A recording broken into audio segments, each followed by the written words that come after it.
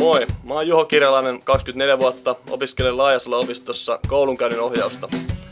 Mä oon Ville Mietola, 28-vuotias aikuisopiskelija täältä Laajasalon opistosta. Mä oon nyt opiskellut tää elokuusta asti ja opinnot olisi tarkoitus saada päätökseen kesään mennessä. Mun mielestä nämä on tosi hyviä nämä opinnot ollut ja nämä saadaan niinku räätälöityä erikseen jokaiselle oppilaalle.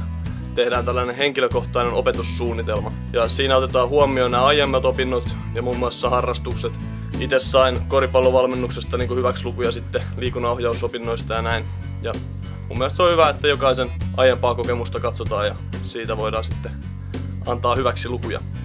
Ja mä itse tykkään tästä opiskelusta, koska tässä pääsee oikeasti haastamaan itsensä.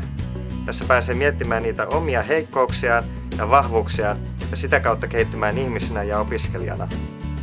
Nämä koulu alkoi niin teorialla ja sitten meillä on yhteensä 3 harjoittelua, jotka päättyy sitten tällaiseen tutkintotilaisuuteen, jossa katsotaan mitä sä oot oppinut ja näytät ne opitut asiat käytännössä.